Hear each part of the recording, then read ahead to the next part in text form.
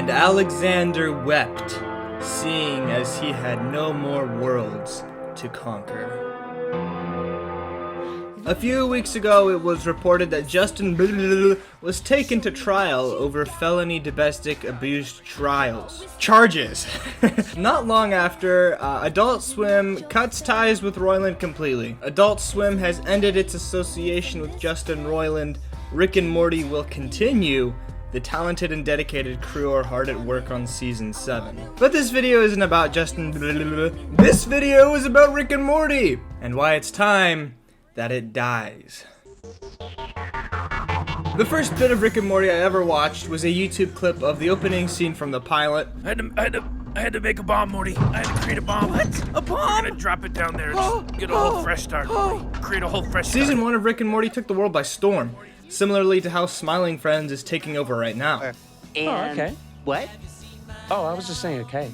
Oh, yeah, it's all good, it's all good. We had seen animation for grown-ups in the past in shows like Family Guy. Hey, Stewie, everything sounds like rushing water. But Rick and Morty did not pull any punches. Cute. Your sister's boss gave me a microscope that would have made me retarded. Ooh, okay, yeah, but I don't think it's about logic, Rick. I think the word has just become a symbolic issue for powerful groups that feel like they're doing the right thing. Well, that's retarded. It goes without saying that the first season hit 11 home runs with every episode. The outlandish and unpredictable humor was complemented by playing on very human emotions. Me seeks and destroy speaks to the human emotion of not feeling good enough, whilst the wacky characters make viewers laugh. Why did you even rope me into this? Because he roped me into this. Well, him over there, he roped me into this. Well, he roped me into In Rick Potion number 9, Rick actually comes close to ending it all because the cost of infinite power is high.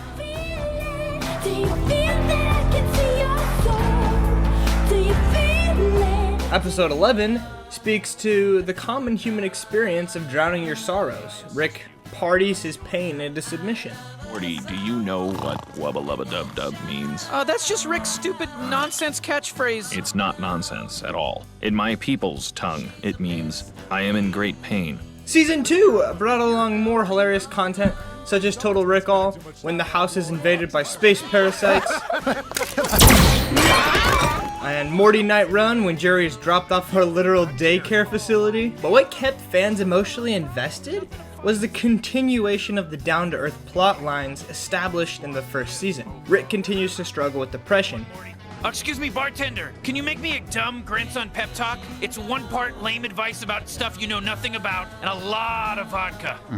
I have a lot of vodka. Jerry and Beth in Big Trouble in Little Sanchez realize they don't have a perfect marriage because neither of them are perfect people. You have the single worst marriage I've ever witnessed. It shouldn't exist. Well, this is just bad couples therapy. Totally. And in the same episode, Rick transports himself into a teenager's life, and a commentary is told on the emotional turmoil teenagers experience in the cold, regulated, socialistic hellscape that is high school, and how difficult it can be to ask for help in those times. I'm dying in a vat in the garage. Season 3 would step things up once again, and for the last time, as it produced a handful of the show's best episodes of all time. Rick escapes from prison, the Vindicators, Let's make this one simple. Just try to hit some the three-pointers. Citadel of Maybe a Ricks, buzz cut. No, just 4 normal Mortys. Normal? Put it in your blog. Morty's Mind Blowers, ABCs of Beth, Pickle Rick! I'm Pickle Rick! Need I say anything else? I will anyway. Rick's character evolves in this first season from depressed over sheer power to angry at those who don't understand. And sometimes your sister and sometimes your mom, but never your dad. You wanna know why, Morty? Because he crossed me. And after spending time apart, Beth and Jerry realized their marriage wasn't surely based on necessity. They realized they actually love each other and value having each other in their lives. And then season 4, it was a mixed bag. It delivered a handful of all-time great episodes and also had a few all-time bad ones. The Vat of Acid episode was up there with the best Rick and Morty has ever produced. And then there was the Weird Dragon episode. It felt like someone dared Justin Roiland to dedicate an entire episode to back-to-back sexual jokes. Or rather, it feels more like a history report was written by a student who blew off the assignment for 3 weeks before crapping this episode out between the hours of 12 and 4 a.m., fueled by an unhealthy amount of Red Bull and Cheetos. I'll be bold enough to say I think the B plot was actually better than the main plot, with Jerry and the random talking space cat. In this season, the chronological plot advances, with storylines such as the clone Beth coming to light, but the story doesn't do as much to further the character of Beth. How has Beth changed before she was cloned and after when she realized she was cloned? She's still assertive, she still loves her father but doesn't really respect him, she still believes in that she's living for a bigger purpose, be it fighting the Galactic Federation or fighting to take care of her family, but no big change. Season 5 comes around, and I'm looking at the episodes in this season, and none of them stand out to me as memorable, like the episodes in previous seasons. No doubt there were some funny scenes, but remember, what keeps a viewer emotionally invested in something isn't necessarily just jokes. It's also the development of characters and the changes in their attributes. In this season, we see a lot of change in the lore with the return of evil Morty, but the characters have generally ceased to grow as humans and have become to be less compelling.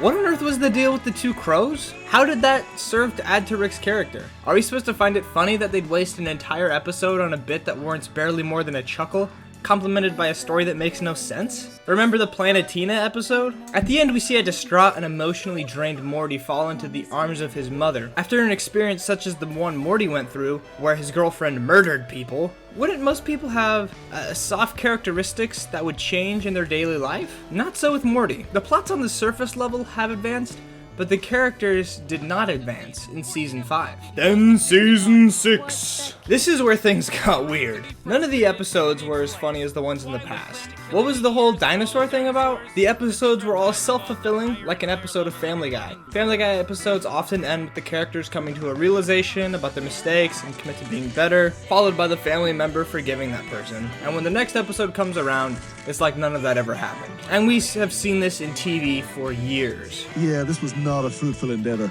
I'm not proud of this, but I need to lick that up. The creators obviously heard the feedback of the audience regarding the previous season, and wisely tried to make changes that suited their consumers.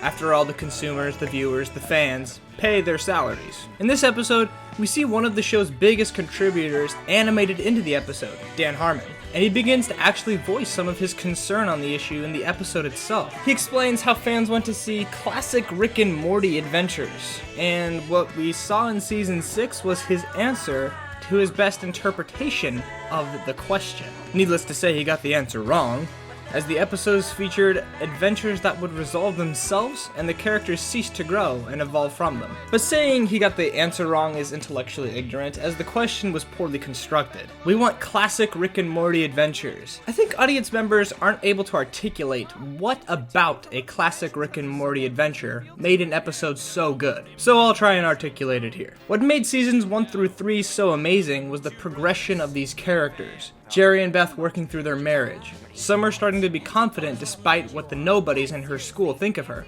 Summer, you're a bad person. All you care about is having popular people like you. Morty becoming more assertive, and Rick struggling with the depression his power comes with. And in Season 6, Rick begins his search for Rick Prime, which you might think is plot progression enough, but let me explain to you why you weren't emotionally moved by it. Rick used to be the Rickest Rick, but after learning he's been bested for years by Rick Prime, that's no longer true. And the sadness that is a side effect of being the most powerful being in existence is no longer compelling because it's not true. Rick Prime is the most powerful being in existence, not Rick C-137. To summarize, nothing lasts forever, and if you created something that can be considered the greatest of all time, it's simply hard to top that. The reality about catching lightning in a bottle is it's very hard to do it again. The more Rick and Morty is dragged out, the worse it will become. Adult Swim has said they plan on creating Season 7 of the show in the absence of Justin Roiland, but this would obviously be a mistake. Roiland is the lifeblood of this show. He literally voices half the cast. You either die a hero, or you live long enough to see yourself become the villain. And the more this show is dragged on, the worse it will become. It's time for Rick and Morty to be put out to pasture and let it be the great piece of art that it is. Rick and Morty, the show, wept because it was already the greatest in its category and the only place to go was down. And Alexander wept, seeing as he had no more worlds to conquer.